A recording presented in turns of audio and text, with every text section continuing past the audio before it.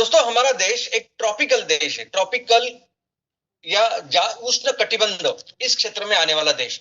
तो हमारे देश में गर्मी ज्यादा होती है और हमारे देश में गर्मी का जो सीजन है वो फरवरी से लेके जून तक होता है। लेकिन सबसे ज्यादा गर्मी का महीना अगर कोई होता है तो होता है मई। सबसे ज्यादा गर्मी के रिकॉर्ड जो कायम होते हैं वो होते हैं मई में। लेकिन इस बार अगर हम देखें तो अब तक का सबसे बड़ा जो गर्मी का रिकॉर्ड था, ये वो सभी रिकॉर्ड 2023 में थे। और पिछले कुछ सालों से हम देख रहे हैं कि लगातार हर साल नए नए रिकॉर्ड बन रहे हैं। और पिछले साल से जून से लेकर अगर आप देखेंगे तो हर महीने में रिकॉर्ड बन रहा है। इसका मतलब जून 2023 अब तक का सबसे गर्म जून था। जुलाई 2023 अब तक का सबसे गर्म जुलाई था और यही आगे अभी कंटिन्यू हो रहा है। अभी नए रिकॉर्ड ब्रेक हो रहे हैं। दोस्तों, इस साल अभी मई ऑलरेडी आधा हो चुका है। लेकिन इस साल मार्च तो मार्च में सारी जगह पे 40 डिग्री से भी ज्यादा टेम्परेचर था। और ये 40 उसके बाद अप्रैल और अभी मई, यानी मई में तो इतने ज्यादा जो रिकॉर्ड बने हैं। और दूसरी बात ऐसे कि अनएक्सपेक्टेड जगह पे रिकॉर्ड बन रहे हैं। यानी कोई ऐसा क्षेत्र है कि जहां हमेशा हर साल ज्यादा गर्मी होती है, वहां गर्मी अभी ज्यादा है वो तो ठीक है, लेकिन कभी ज्यादा इतनी गर्मी होती ही नहीं, फिर भी अचानक से इतनी गर्मी ऐसा हो रहा है। और इस गर्मी की वजह से इस मई महीने में अगर हम देखेंगे तो इस गर्मी की वजह से कई सारे इसके परिणाम हमें देश में दिखाई दे रहे हैं। और उसमें से सबसे इंपॉर्टेंट एक परिणाम जो पूरे देश में आज हमें दिखाई दे रहा है वो है बेवक्त की बारिश। दोस्तों, बेवक्त की बारिश मई महीने में भारत में कुछ नई बात नहीं है, पहले भी आती थी। जब मई में अपनी गर्मी चरम सीमा पे होती थी तब शाम के वक्त ऐसे थोड़ी सी बारिश आती थी, थोड़ी सी ठंडी हवाएं आती थी और बारिश आती थी और चली भी जाती थी, ज्यादा कुछ नुकसान न किए बिना। लेकिन आज जो बारिश आती है वो बारिश से बारिश नहीं आती, वो बहुत बड़ा तूफान लेके आती है। वो बहुत बड़ा तूफान लेके आती है और बहुत सारा नुकसान तो उस तूफान से आज की तारीख में हो। और उसके बाद जब बारिश आता है तो सिर्फ पानी नहीं आता है, तो उसके साथ बड़े बड़े बर्फ के गोले गिर रहे हैं। और इसकी वजह से न जाने कितना ज्यादा नुकसान आज हमारी खेती का फसल का हो रहा है। और ऐसा देश की जहां 60%, 60% लोग आबादी आज भी जो डायरेक्टली इनडायरेक्टली खेती के ऊपर डिपेंडेंट है, हमारी आर्थिक और सामाजिक व्यवस्था अगर खेती के ऊपर डिपेंडेंट है, इसका बहुत ज्यादा परिणाम हमारे देश के इकोनॉमी पे हो रहा है। दोस्तों, इसका रीजन भी अगर आप देखोगे कि क्यों इस तरह से बारिश हो रही है, क्यों ऐसी बेवक्त बारिश तो होती है लेकिन इतने बड़े बड़े तूफान आ रहे हैं, इतनी बड़ी बड़ी नुकसान इसकी वजह से हो रहा है। तो ये सिर्फ इसलिए हो रहा है और इसलिए ज्यादा इंटेंसिटी के लिए हो रहा है क्योंकि बहुत ज्यादा ये भूमि, ये जमीन तप रही है। बहुत ज्यादा टेम्परेचर इस भूमि का, इस जमीन का हो रहा है। इस ग्लोबल वार्मिंग की वजह से या क्लाइमेट चेंज की वजह से आज की तारीख में इतना ज्यादा गर्म, इतनी ज्यादा भूमि तपती है कि उसकी वजह से फिर उसको लग के जो हवा है वो भी गर्म होती। और जब भी हवा गर्म होती है, तपती है, तब उसकी डेंसिटी कम होती है, वो हल्की हो जाती है और वो ऊपर हवा में चली जाती है। और जैसे ही वो हवा में चली जाती है तो वहां एक कम दबाव का क्षेत्र तैयार होता है।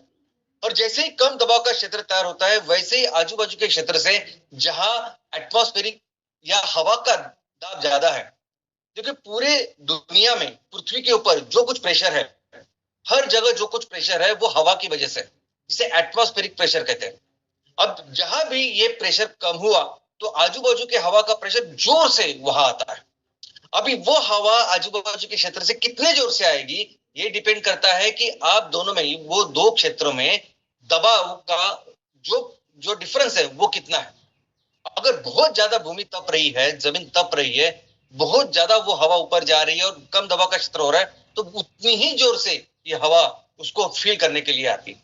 और जब वो आती है तो अपने साथ वो मॉइस्चर लेके आती है, अपने साथ वो बादल लेके आती है और फिर उसके साथ शुरू होते हैं वही तूफान, वो बारिश और उसके साथ वो छिटे। और इसकी वजह से बहुत सारे परिणाम हमारे देश में इस महीने, इनफैक्ट अभी पिछले 2 महीने से बहुत ज्यादा दिखाई दे रहा है। लेकिन दोस्तों, ये बात सिर्फ अभी भारत की बात नहीं रही है। अगर आप देखेंगे तो ये सभी जो परिणाम है वो पूरी दुनिया में दिखाई दे रहे हैं। अभी दुबई जैसा शहर जो दुनिया का सबसे डेवलप्ड, सबसे एडवांस ऐसा शहर माना जाता है, ऐसे शहर की जो परिस्थिति हमने देखी वो सिर्फ इसी की वजह से। और सिर्फ दुबई की बात नहीं, कई सारे इलाकों में ऐसा हो रहा है। और इस क्लाइमेट चेंज की वजह से कि ना सिर्फ बेवक्त की बारिश हो रही है और बाढ़ आ रही है, लेकिन इसकी वजह से बहुत ज्यादा नुकसान जंगल का भी हो रहा है। बहुत सारे जंगल में आग फैल रही है और कई सारे देशों में आप देखोगे तो पिछले 3-4 महीने से बहुत ज्यादा इसकी घटनाएं बढ़ गई है। बड़े बड़े तूफान की घटनाएं, हरिकेन्स की घटनाएं बढ़ गई है। दोस्तों, भारत की अगर बात करें तो ये सब कुछ भारत में भी हो रहा है।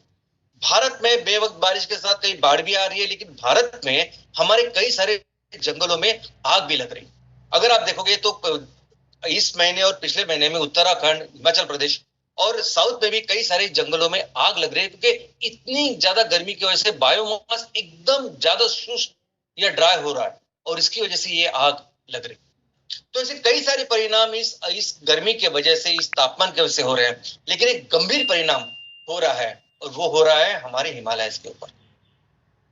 15 दिन पहले इसरो, जो हमारे देश की सबसे महत्वपूर्ण संस्था और जिसने हमारे देश का नाम पूरी दुनिया में रोशन किया है, मंगलयान से लेके चांद्रयान, हर मुहिम बहुत अच्छी तरीके से सक्सेसफुल की है, वो है इसरो। उस इसरो ने अभी 15 दिन पहले एक चेतावनी जारी की, एक रिपोर्ट हमारे सामने रखा है और कहा है कि ये जो गर्मी बढ़ रही है, इस गर्मी का बहुत ज्यादा इम्पैक्ट, इसका बहुत ज्यादा परिणाम हमारे हिमालय के ऊपर भी हो रहा है। और दोस्तों, ये बहुत दुख की बात है, क्योंकि हिमालय का इतना बड़ा महत्व भारत देश के लिए है। इनफैक्ट मैं कहता हूं कि जब से इस संस्कृति की शुरुआत हुई है, सिविलाइजेशन की शुरुआत हुई है, या अलग अलग देशों की शुरुआत हुई है, तब से लेके भारत दुनिया की सबसे बड़ी इकोनॉमी, और ना सिर्फ इकोनॉमी लेकिन पूरे दुनिया का नेतृत्व तो भारत ने किया है। तो ये भारत को सुजलाम सुफलाम बनाने वाला अगर कोई है, जिसके वजह से हमारा भारतवर्ष इतनी बड़ी, इतना महान अगर देश बना है, तो उसका प्रमुख कारण है हिमालय। मैं हमेशा कहता हूं ना कि भारत देश को कुदरत ने अपने हाथों से बनाया है, तो शायद हिमालय भी कुदरत ने अपने हाथों से बना के हमें दिया है। इतना हिमालय का कंट्रीब्यूशन हमारे देश के लिए। इनफैक्ट अगर पूरी दुनिया के नजरिए से अगर आप देखेंगे हिमालय को, तो पूरी दुनिया के लिए भी हिमालय बहुत बहुत ज्यादा इंपॉर्टेंट है। क्या आप जानते हैं कि हिमालय को तीसरा पोल कहा जाता है? पृथ्वी में 2 पोल है, 2 ध्रुव है, एक ऊपर है, एक नीचे है, एक आर्कटिक है और एंटार्क्टिक है। ये पृथ्वी के जो ध्रुव है वह हमेशा बर्फ छाया हुआ रहता है और ये अपने आप में बहुत इंपॉर्टेंट कुदरत ने बनाई हुई व्यवस्था है। लेकिन वैसे सेम व्यवस्था, वैसे सेम तीसरा पोल हिमालय को माना जाता है। हिमालय का अगर आप एक्सटेंशन देखेंगे तो लगभग 5,95,000 स्क्वायर किलोमीटर इतने बड़े क्षेत्र पे छाया हुआ है ये हिमालय। और ये हिमालय भी हमेशा बर्फ से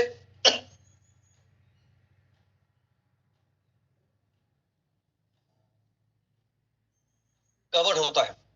उसका कारण यह है कि हिमालय दुनिया की सबसे बड़ी पर्वत की श्रृंखला है और उसके मैक्सिमम जो पर्वत है वो हमेशा बर्फ से आच्छादित होते हैं और ये भी पूरी दुनिया के लिए बहुत इंपॉर्टेंट है। हिमालय का एक्सटेंशन अगर हम देखेंगे तो कई सारे देश है जो हिमालय की बॉर्डर से लग के हैं। ये शुरू होती है अफगानिस्तान से। हालांकि अफगानिस्तान को ज्यादा कवर हिमालय का नहीं है, लेकिन पूरा पाकिस्तान, भारत, नेपाल, भूटान, चीन, ये सभी जो देश है, म्यांमार तक के सभी देश, ये पूरा एक्सटेंशन है हिमालय का।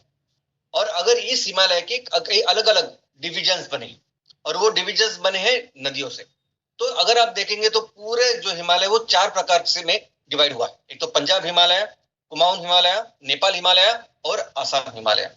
और ये पंजाब हिमालय इंदुज और सतलज रिवर के बीच में है। सतलज और काली रिवर के बीच में कुमाऊन हिमालय है। काली और तीस्ता रिवर के बीच में नेपाल हिमालय है। और तीस्ता और दिहांग, ये 2 नदियों के बीच में जो हिमालय है उसे आसाम हिमालय ऐसे कहते हैं। लेकिन सिंपल अगर हम देखेंगे तो ये पूरा जो लॉन्जिट्यूडनल जो हिमालय है उसके 3 सिंपल भाग होते हैं, एक वेस्टर्न हिमालय, सेंट्रल हिमालय और ईस्टर्न हिमालय। लेकिन भारत की ओर से अगर आप देखेंगे, भारत के नजरिए से अगर हम देखेंगे तो इसमें हम और एक ऐड करते हैं, वो है काराकोरम रेंज। काराकोरम थोड़ा सा नॉर्थ वेस्ट को है, तो काराकोरम रेंज, उसके बाद फिर आता है वेस्टर्न, सेंट्रल और ईस्टर्न। ऐसे हिमालय का पूरा अरेंजमेंट हमारे देश में है। लेकिन दोस्तों, इसके अलावा एक और अरेंजमेंट है। हिमालय के जो है उसके भी 3 अलग अलग लेयर्स है। हिमालय की निर्मित अगर आप देखेंगे तो हिमालय की निर्मित दो बहुत बड़े जो जमीन के टुकड़े थे उससे हुई है। तो जिस तरह से हिमालय की निर्मित हुई उस तरह से नॉर्थ का जो पार्ट है हिमालय का वो सबसे ऊंचा था, और धीरे धीरे करके साउथ की तरफ हिमालय की जो रेंजेस है, जो पर्वत श्रृंखला है, वो कम कम होती है। और इसीलिए जो पूर्व के तरफ सबसे बड़ी जो पहली जो रेंज है उसे कहते हैं ग्रेटर हिमालय, उसके बीच में जो आती है वो लेसर हिमालय, और नीचे नीचे वाली सबकी जो पर्वत श्रृंखला है हिमालय की उसे कहते हैं शिवालिक। दोस्तों ये ग्रेटर हिमालय जो है यानी हिमालय की पूर्व की सबसे बड़ी जो पर्वत श्रृंखला उसे ग्रेटर इसलिए कहते हैं क्योंकि इसमें दुनिया के सबसे ऊंचे ऊंचे ऐसे माउंटेन्स है, ऐसे पर्वत है दुनिया में। इनफैक्ट 8 किलोमीटर और उससे भी ज्यादा ऐसे बड़े बड़े पर्वत इसमें, माउंट एवरेस्ट इस यहाँ है, कांचनजंगा यहाँ है, और ऐसे कई सारे बड़े बड़े दुनिया के सबसे जाने माने ऊंचाई यहाँ पे आती है। यानी 8 किलोमीटर आप सोच सकते हैं कि इतनी बड़ी बड़ी सब रेंजेस पर्वत श्रृंखला इस ग्रेटर हिमालय में। दूसरे उसके साइड में बीच में जो पर्वत श्रृंखला है उसे कहते हैं लेसर और इनर और मिडल हिमालय की रेंजेस। इसमें जो ऊंचाई होती है वो 3000 मीटर यानी 3 किलोमीटर से लेकर 3.5 किलोमीटर ऊंचाई, इतनी ऊंचाई होती है। उसमें कुछ महत्वपूर्ण ऐसे प्लेसेस भी है जिसको हम जानते हैं जैसे मसूरी। तो ये सब श्रृंखला पर उसके नीचे जो है वो शिवालिक। शिवालिक ये आखिरी पर्वत श्रृंखला है जो जिसकी ऊंचाई और कम होती है, लेकिन ये अचानक से यानी अगर गंगा का मैदान आप देखेंगे तो मैदान से अचानक से वो उभर के आते हैं। शिवालिक अपने इकोनॉमिक इंपोर्टेंस के लिए जरूरी है क्योंकि यहाँ बहुत ज्यादा चाय की खेती यहाँ होती है। तो दोस्तों ये हिमालय जो है हिमालय का बहुत ज्यादा महत्व भारत देश पर। अभी मैंने आपको बताया ये सब फिजिकल या ज्योग्राफी था। ज्योग्राफी जो है वो आप पढ़ सकते हैं, लेकिन किस तरह से हिमालय ने अपने देश को, भारत को सुजलाम सुफलाम बनाया है और कितना इंपॉर्टेंस है ये हिमालय का हमारे देश के लिए, ये समझना बहुत जरूरी है। हमने देखा है कि सिंधु घाटी की सभ्यता के साथ जैसे ये सिविलाइजेशन शुरू हुई है वो बहुत ही नेक्स्ट लेवल पे थे। अगर हम डेवलपमेंट की बात करें, अगर हम दो अलग अलग सिविलाइजेशन की कंपैरिजन की बात करें तो भारत के साथ किसी भी दूसरे सिविलाइजेशन का कंपैरिजन भी नहीं हो सकता था। इतने ज्यादा डेवलप, इतनी ज्यादा ऊंची संस्कृति अगर कोई थी तो वो सिंधु घाटी की संस्कृति थी। तो क्या था और किस तरह से हिमालय ने वो सब कंट्रीब्यूट किया, चलिए समझते हैं।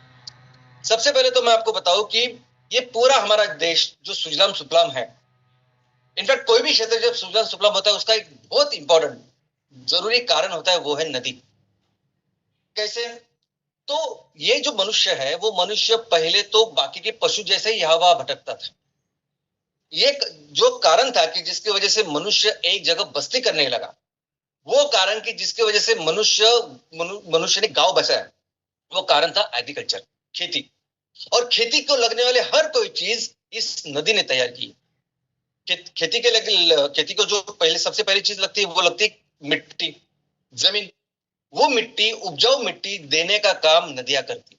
जब नदियां बहती है तो अपने साथ वो कई सारे पत्थरों को उसका इरोजन करके वो मिट्टी विथ मिनरल्स वो अपने क्षेत्र के आजू बाजू, और ऐसे ही फिर उपजाऊ क्षेत्र का निर्माण होता है। और आप देखोगे कि भारत में जितने भी गांव, शहर बसे हैं वो किसी न किसी नदी के किनारे बसे। और ये सभी नदियां, इन सभी नदियों ने मिलकर हमें इतनी उपजाऊ भूमि दी है। इतनी उपजाऊ भूमि के कारण ही भारत इकोनॉमी में हमेशा सर्वश्रेष्ठ रहा। तो अगर ये सब कुछ हुआ है नदियों की वजह से, तो नदियों का निर्माण किसने किया, नदियों की उत्पत्ति कैसे होती, और वो है हमारे हिमालय। ये सभी नदियां जिन्होंने भारत को एक्चुअली मेन जो नदियां है जैसे गंगा है, ब्रह्मपुत्र है या सिंधु है, ये सभी मेन जो नदियां है जिसने भारत की इतने बड़ा क्षेत्र तैयार किया है, उसका कारण है हिमालय।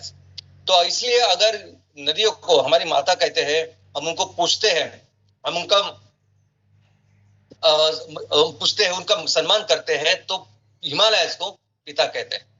दोस्तों अभी देखेंगे तो सिंधु घाटी की जो सभ्यता शुरुआत हुई है वो सिंधु यानी बाहर के लोगों ने उसको इंदु करके भी बोला है, और वो इंदु नाम से ही भारत का इंडिया ये नाम जनरेट हुआ है ऐसा माना जाता है। तो ये इंदु नदी या सिंधु नदी के जो 5 ट्रिब्यूटरीज है या 5 नदियां मिलके जो बाकी सिंधु बनती है, वो सभी पाची की पाची नदियां इस हिमालय की शुरुआत होती है। उसके बाद गंगा, गंगा जो दुनिया की सर्वश्रेष्ठ ऐसी नदी है, हमारे 40% से भी ज्यादा आबादी गंगा के किनारे रहती है, वो गंगा भी पूरी तरह से बनती है इस हिमालय से। ब्रह्मपुत्र, ब्रह्मपुत्र भी एक बहुत इंपॉर्टेंट रिवर है हमारे नॉर्थ ईस्ट के लिए और पूरे बांग्लादेश के लिए, ये भी आती है हिमालय से। और इसीलिए इसीलिए हिमालय को हमारे पिता करके हम मानते हैं, हम उसे पूछते हैं। और दोस्तों यही वो नदियां हैं जिन्होंने भारत का इतना बड़ा जो फर्टाइल, सबसे उपजाऊ ऐसा मैदान बनाया, जिसे ग्रेट इंडियन प्लेन ऐसे पूरी दुनिया में जिसे कहा जाता है और पूरी दुनिया में मशहूर है। पूरी दुनिया में सबसे फर्टाइल जगह कौन सी है, पूरी दुनिया में सबसे ज्यादा उपजाऊ भूमि कौन सी है, अगर आप पढ़ाई करोगे तो हमें ये पता चलेगा। तो सबसे ज्यादा उपजाऊ क्षेत्र जो है वो है महान भारतीय मैदान। और ये महान भारतीय मैदान किसने तैयार किया? तो उन्हीं नदियों ने तैयार किया जो नदियां इस हिमालय से बहती। और आज जिस तरह से इस सिंधु घाटी का और सभ्यता की शुरुआत हुई, सिविलाइजेशन की शुरुआत हुई, हमारे भारतवर्ष की शुरुआत हुई, दोस्तों ये वो मैदान है जो मैदान हमेशा पूरी दुनिया में मशहूर था।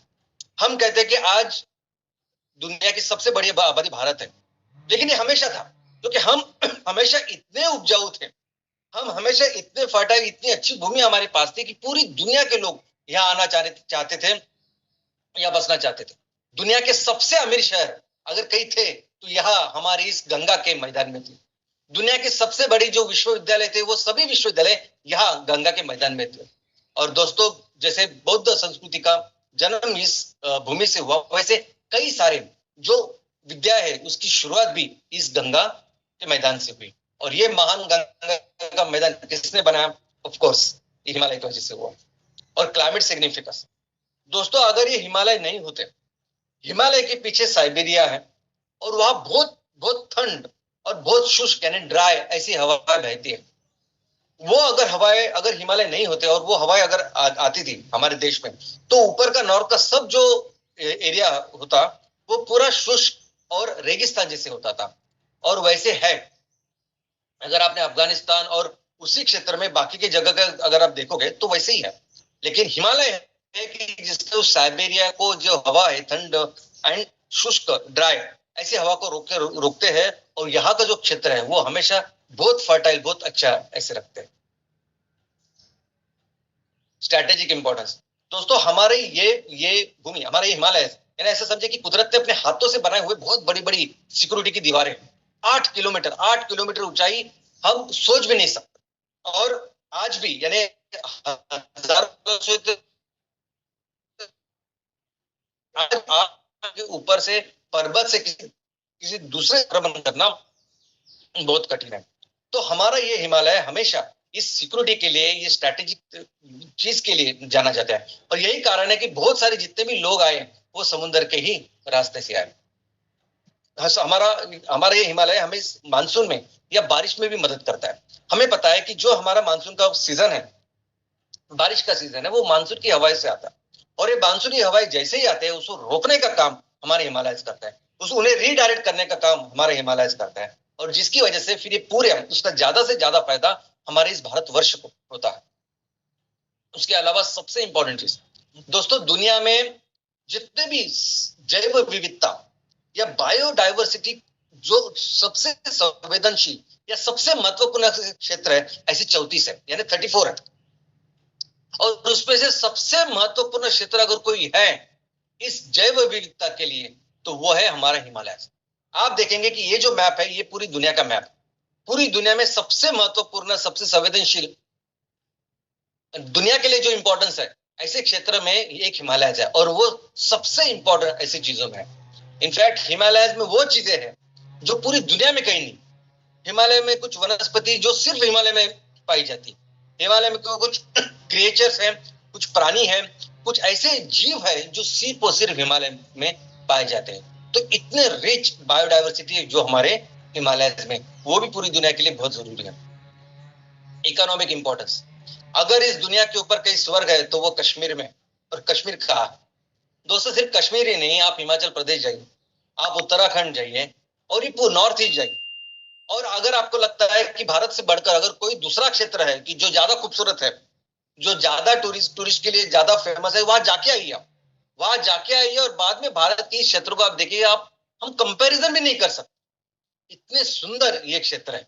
और ये सुंदरता आई है हमारी इस हिमालय की वजह से। अगर हम अच्छी तरह से इसको डेवलप करें, जैसे साफ सफाई, स्वच्छता, कुछ बेसिक कम्युनिटी अच्छी तरह से तैयार करें, तो बहुत बड़ा एक टूरिज्म का व्यवसाय, एक इकोनॉमी हम इस पूरे क्षेत्र में निर्माण कर सकते।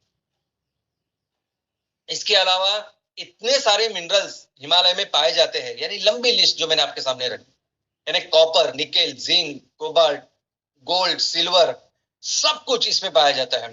लेकिन आज जिस मिनरल के पीछे पूरी दुनिया पागल है, ये पूरी दुनिया उसके पीछे है, और वो ऐसा मिनरल जो आजकल हर जगह लगता है, हर बैटरी में लगता है, हर सेमीकंडक्टर में लगता है। और सेमीकंडक्टर बैटरी ऐसी चीज है कि छोटे से छोटे आपके मोबाइल से लेके टीवी हो, कंप्यूटर हो, कार हो, कोई भी बड़ा यंत्र है वहां सेमीकंडक्टर लगता है, और वहां लगता है लिथियम। तो दुनिया का सबसे इंपॉर्टेंट अभी मिनरल बन चुका है लिथियम। अभी लिथियम का भी बहुत बड़ा रिजर्व इस हिमालय में या कश्मीर में मिला है अभी रिसेंटली।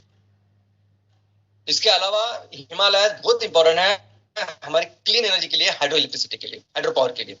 दुनिया में जितने भी ऐसे देश है जो सबसे ज्यादा ये जल विद्युत तैयार करते हैं, उसमें से एक भारत है। और भारत में सबसे ज्यादा जल विद्युत इसलिए है क्योंकि भारत में हिमालयस में अभी हमारे देश में जितनी भी बिजली की निर्मित होती है, पावर की निर्मित होती है, वह उसमें से 14% जो बिजली है या पावर है वो इस जल विद्युत से आती है। और इस 14% से मैक्सिमम वो हिमालय से आती है। कुछ राज्य ऐसे हैं कि जो पूरी तरह से इस हाइड्रो या जल विद्युत के ऊपर डिपेंडेंट है, जैसे हिमाचल प्रदेश। तो दोस्तों ये जो हिमालयस है, इस अगर हम अच्छी तरह से इसकी पढ़ाई करेंगे तो पता चलेगा कि कितना बड़ा कंट्रीब्यूशन है हमारे देश को सुजलाम सुफलाम बनाने के लिए, हमारे देश को दुनिया की सबसे बड़ी अर्थव्यवस्था, सबसे महान देश बनाने के लिए। लेकिन इस हिमालय की जरूरत पूरी दुनिया को भी है। इस हिमालय का इंपॉर्टेंस पूरी दुनिया के अलग अलग पर्सपेक्टिव से, क्लाइमेट से है, एटमॉस्फेयर से है, जैव विविधता से है। तो इस हिमालय के बारे में आप देखेंगे तो पूरे जो इंटरनेशनल जो एजेंसी है इसके ऊपर काम करती है।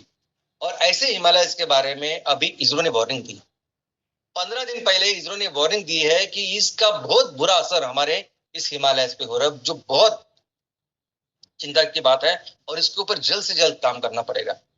इसरो ने कहा है कि सबसे पहले तो हिमालय में जैसे बर्फ है, मैंने जैसे कहा कि तीसरा पोल माना जाता है, मैक्सिमम जो जगह है बर्फ से आच्छादित है, लेकिन वहां कुछ कुछ ऑफकोर्स लेक्स भी। अभी लेक्स कैसे तैयार होते हैं, तो जो भी बर्फ पिघलता है तो उससे ये तालाब या लेक्स तैयार होते हैं। तो कुछ लेक्स तो पहले से थे, लेकिन अभी लेक्स की संख्या, तालाबों की संख्या बढ़ रही, और ये अच्छी बात नहीं। और इसका कारण क्या है, इस गर्मी की वजह से ज्यादा बर्फ पिघल रहा है, और इसीलिए ये जो ज्यादा से ज्यादा जो तालाब है वो बढ़ रहा है। इसरो बता रहा है कि ग्लेशियर्स यानी पूरा जो बर्फ है वो बर्फ भी धीरे धीरे कम हो रहा है। यो यानी वो बर्फ बहुत इंपॉर्टेंट है ना, बर्फ की वजह से ये नदियां है, बर्फ की वजह से तो सब कुछ है। हमने अगर हर चीज की पढ़ाई की अच्छी तरह से, तो हमें पता चलेगा ये ग्लेशियर्स या बर्फ आच्छादित जो चीजें हैं वो प्रमुख कारण है, ये पानी प्रमुख कारण है सब चीजों के लिए, इंक्लूडिंग बायोडाइवर्सिटी। और ये धीरे धीरे कम हो रहे हैं, ग्लेशियर्स कम हो रहे हैं। इनफैक्ट इसरो का ये भी मानना है कि जितने भी इस हिमालय के ऊपर जितने भी पहले से जो तालाब है वो तालाब बहुत तेजी से बढ़ रहा है, ये भी चिंता की बात है। क्योंकि तालाब जो है, तालाब बढ़ने का कारण यही है कि बर्फ ज्यादा पिघल रहा है, और ये तालाब 2 गुना बढ़ रहा है। और इसके कई सारे इमेजेस इसरो ने हमारे सामने रखे हैं। और एक इफेक्ट, ये जो बर्फ पिघलता है, ये बर्फ का टुकड़ा अगर अलग होता है तो वो अपने साथ जब नीचे आता है तो अपने साथ कई बड़े बड़े पत्थर भी लेके आता है, और ये पत्थर लेके आता है, फिर कहीं ना कहीं वो सभी पत्थरों को बना के एक बॉल बनाता है, और फिर वैसे बनते हैं ये ग्लासियर लेक्स, बर्फ से बने हुए तालाब ऐसे बनते हैं। लेकिन अभी क्या हो रहा है कि ये जो तालाब है, इस तालाब में पानी बहुत बढ़ रहा है। जिस तरह से टेम्परेचर बढ़ रहा है, तापमान बढ़ रहा है, तो ये तालाब का पानी बहुत ज्यादा बढ़ रहा है, और उस प्रेशर की वजह से ये जो तालाब है वो फट रहा है। आप इमेजिन कीजिए कि अगर कोई डैम है बहुत बड़ा, डैम की दीवार अगर फूट पड़ती है तो क्या होता है, वैसे ही आज हमारे देश में हो रहा है। हमारे देश में बहुत बड़ी मात्रा में ग्लेशियर लेक आउटबर्स्ट फ्लड जिसे कहते हैं वो हो रहा है। पिछले 10 साल से अगर आप देखोगे कि उत्तराखंड में क्या हो रहा है, पिछले 10 साल से अगर आप देखोगे कि कश्मीर में किस तरह से एवेलेंचेस हो रहा है, तो आपको पता चलेगा ये सभी का प्रमुख कारण है ये ग्लेशियर लेक आउटबर्स्ट।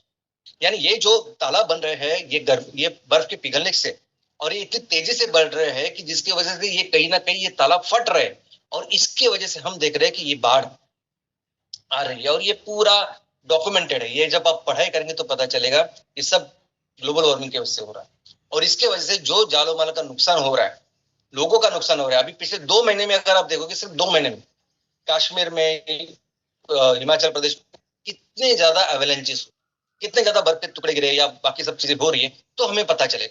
और उसके बाद फिर जो नुकसान, उसका जो परिणाम अर्थव्यवस्था में होता है, लोगों के ऊपर होता है, कई सारी इकोनॉमिक एक्टिविटीज हमारी बंद हो जाती है और इसका डायरेक्टली इनडायरेक्टली परिणाम हमारी पूरी अर्थव्यवस्था और समाज व्यवस्था पे हो रहा है। और इसलिए इसरो कहता है कि ये जो है ये चीजें बहुत तेजी से हो रही है और कहीं ना कहीं इसको रोकना बहुत जरूरी है।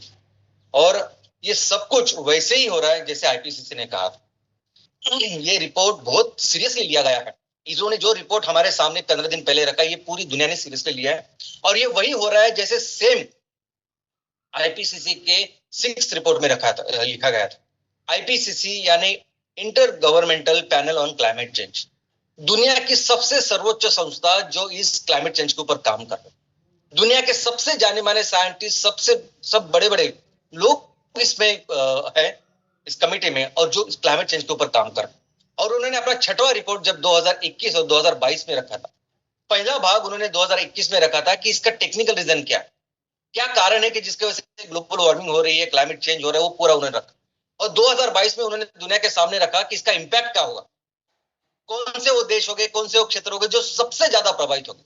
और उस 2022 की रिपोर्ट में लिखा था कि भारत होगा सबसे बड़ी इकोनॉमी, भारत होगा वो देश कि जिसमें सबसे ज्यादा असर इसका होगा। क्यों होगा? क्योंकि भारत में इतने ज्यादा ये नैसर्गिक संसाधन हैं, नेचुरल रिसोर्सेज अगर दुनिया में सबसे ज्यादा किसी देश में तो हमारे देश में है, भारत देश में, इसलिए सबसे ज्यादा इंपैक्ट हो रहा है।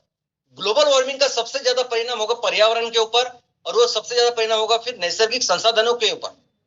और जो अगर जिसके पास सबसे ज्यादा है वो दौलत, उसके ऊपर ही ज्यादा परिणाम होगा। अमेरिका चीन में इतना परिणाम नहीं होगा क्योंकि उनके पास वो नैसर्गिक संसाधन ही नहीं है जितने हमारे पास।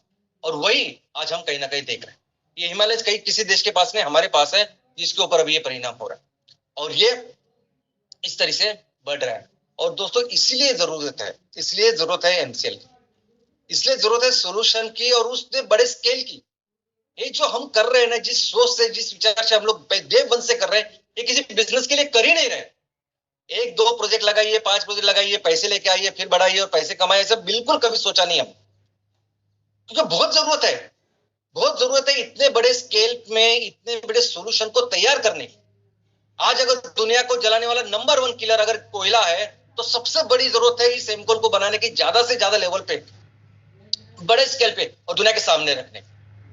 लेकिन ऑफ कोर्स ये करते करते बहुत सारी चैलेंजेस आती है, तो ये चैलेंजेस आती है, प्रॉब्लम्स आती है, लेकिन चैलेंजेस प्रॉब्लम कुछ भी नहीं जब आप अपने उस मकसद के बारे में सोचते हो। अब सोचिए ना किस मकसद के लिए कर रहे हैं हम लोग का, तो उसके सामने अगर कितनी भी प्रॉब्लम्स आए ना तो कुछ नहीं है। और इस प्रॉब्लम का सोल्यूशन क्या है? फंडिंग ना। एक बार ये फंडिंग आने के बाद क्या प्रॉब्लम और सोल्यूशन मुझे बताइए। ये बहुत जल्दी, अभी कुछ दिनों में फंडिंग आ जाएगी, इतने सारे जो प्रोजेक्ट हम लगाएंगे और इस सोल्यूशन दुनिया के सामने रखेंगे, वो सबसे ज्यादा इंपॉर्टेंट है और बहुत जरूरी है। सब कुछ ये बदलने वाला है, बहुत जल्दी हम दुनिया के सामने ये सोल्यूशन रखने वाले। हम अपने फंडिंग के जरिए आपके सभी प्रोजेक्ट हम पूरे करेंगे, दुनिया के सामने रखेंगे और बोलेंगे कि चलिए मिलकर हम अपने दुनिया की, अपनी धरती माँ की रक्षा करते हैं। और ये प्रोसेस ऐसा है, ये भारत को इतनी ज्यादा नैसर्गिक संसाधन मिली है ना कि इस प्रोसेस में हम फिर से दुनिया की सबसे बड़ी इकोनॉमी बनाए। इस प्रोसेस में फिर से हम दुनिया को, हम अपने देश को दुनिया का फिर से नेतृत्व कराने जितना महान देश बनाएंगे।